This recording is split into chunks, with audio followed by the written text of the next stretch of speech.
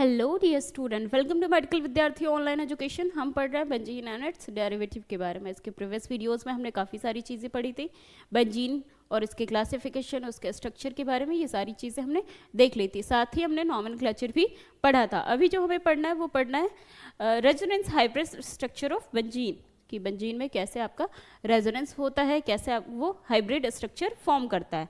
ठीक है, तो above calculate structure of benzene, different position of electrons. Benzene is a hybrid structure of first and second are exactly equivalent and have same stability and they make equal contribution of hybrid structure. कहने का मतलब है कि ये आपके पास दो structure दिए गए हैं जो कैसे हैं, दिखने में बिल्कुल सेम है, सिर्फ डिफरेंस क्या है इसके डबल बॉन्ड में। डबल बॉन्ड कैसा, ये डीलोकलाइज हो रहा है। डीलोकलाइज का मतलब वो अगले सिंगल बॉन्ड पे शिफ्ट हो जा रहा है। The resonance stabilisation energy which is responsible for the unusual stability of benzene can be calculated from the measurement of heat of combustion और हीट ऑफ हाइड्रोजनेशन से हम देख सकते हैं। साथ ही पहले हम इसको समझ लेते हैं कि कैसे आपका डीलोकलाइजेशन होता है पाई बॉन्ड का। जैसे ये हमारे पास ये डबल बॉन्ड है, ये इधर शिफ्ट होगा तो यहाँ पे नेगेटिव और यहाँ पे पॉजिटिव चार्ज छोड़ देगा, ये जब ब्रेक होगा double bond.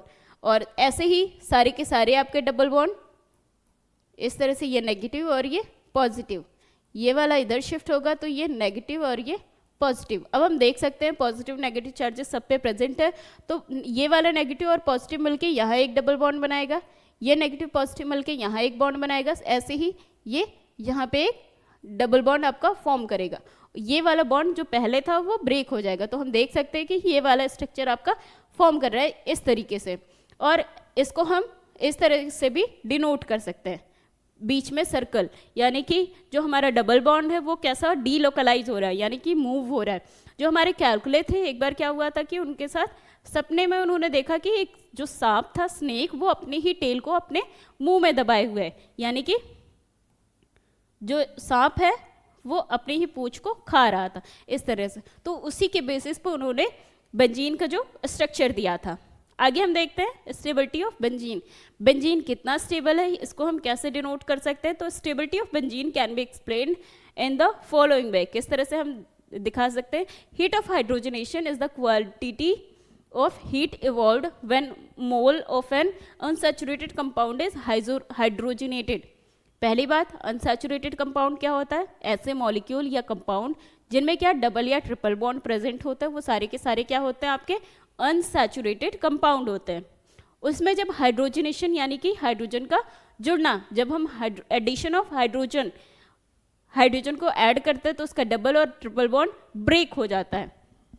Addition of hydrogen to a double bond is an exothermic reaction. और जब हाइड्रोजन हमारा किसी भी मॉलिक्यूल में अटैच होता है तो क्या शो करता है, एक्सोथर्मिक, यानी कि उसमें से हीट निकलता है। As heat is given out in hydrogenation means product in each case is more stable than original one. और इसका मतलब होता है कि प्रोडक्ट हमारा जो है वो ज़्यादा ही स्टेबल है।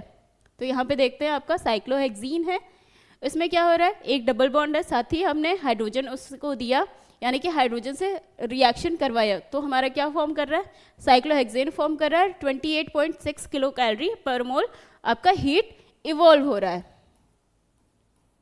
ये हीट आपका निकल रहा है। ऐसे ही साइक्लोहेक्साडाइन में 55 किलो कैलोरी पर मोल, और बेंजीन यानी कि साइक्लोहेक्साट्राइन बोल सकते हैं इसको, इससे क्या फॉर्म हो रहा है हमारा साइक्लोहेक्सेन, और ये कितना निकाल रहा है, 50 किलो कैलोरी पर मोल आपका HOH फॉर्म कर, एक्सोथर्मिक रिएक्शन यानी कि हीट आपका निकाल रहा है। तो इसमें देखते हैं कि साइक्लोहेक्सेन हमारा, इसमें क्या था, हाइड्रोजनेशन करने पे 28.6 किलो कैलोरी पर मोल, और जो साइक्लोहेक्साडाइन था वो 55, और जो हमारे पास cyclohexatriene to have heat of hydrogenation about 3 times as larger, इनसे ज़्यादा देना चाहिए था, लेकिन इसने कितना दिया, हमारे पास 50 किलो कैलोरी पर मोल ही दे रहा था। When benzene is actually hydrogenated only 50 kilo calorie per mole of heat is evolved, so difference is 85.8 minus 50, यानी कि 35.8 किलो कैलोरी पर मोल का ये डिफरेंस फाइंड कर रहा है। जबकि इसमें सबसे ज़्यादा डबल बॉन्ड थे तो इसको सबसे ज़्यादा HOH देना चाहिए था। It is resonance stabilisation energy of benzene, और इसी को हम कहते हैं कि इस तरह से रेजोनेंस फॉर्म करके ये स्टेबलाइज हो रहा है। अभी जो हमें पढ़ना है वो पढ़ना है मॉलिक्यूलर ऑर्बिटल स्ट्रक्चर के बारे में। तो आइए देखते हैं क्या होता है molecular orbital structure. By the X-ray diffraction mechanism it is proved that benzene consist of planar hexagon. Planar hexagon का क्या मतलब होता है, आपका हेक्सागोन फॉर्म कर रहा है और ये कैसा होगा, आपका प्लेनर होगा, ठीक है। तो ऑफ 6 एटम, इसमें क्या होता है 6 कार्बन के एटम होते हैं फॉर्मूले के अकॉर्डिंग, C6H6 इसका मॉलिक्यूलर फॉर्मूला है, दैट मीन्स आपका कार्बन 6 होगा।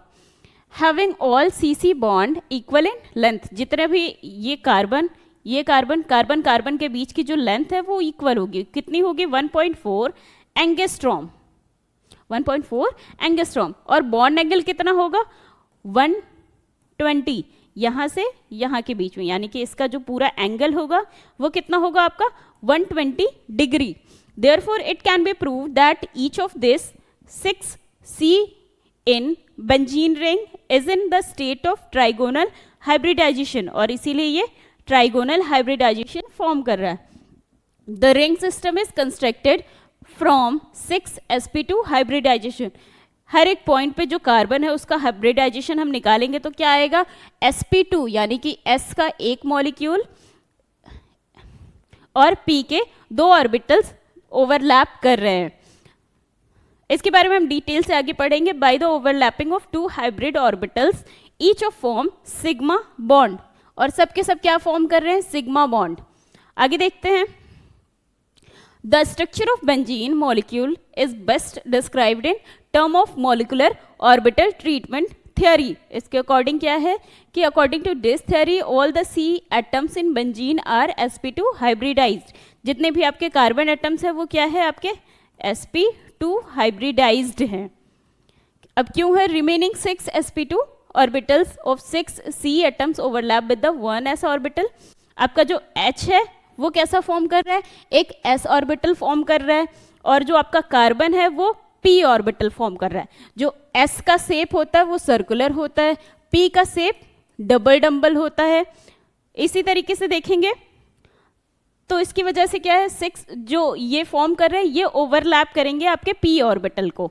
तो s वाला p को जब ओवरलैप करेगा इस तरीके से करेगा, यहां हम देख सकते हैं ये आपका p वाला ऑर्बिटल है, दूसरा ये आपका s ऑर्बिटल है। इसकी वजह से ये एक सिग्मा बॉन्ड फॉर्म कर रहा है हर एक मॉलिक्यूल पे, हर एक कार्बन और हाइड्रोजन के ओवरलैपिंग पे, जिसकी वजह से ये सिग्मा बॉन्ड शो कर रहा है। जो आपका पाई मॉलिक्यूल होता है, पाई में क्या होता है कि एक सिग्मा और एक आपका इस तरीके से, ये वाला क्या होगा आपका पाई होगा, ये वाला सिग्मा होगा, या कोई एक हो सकता है।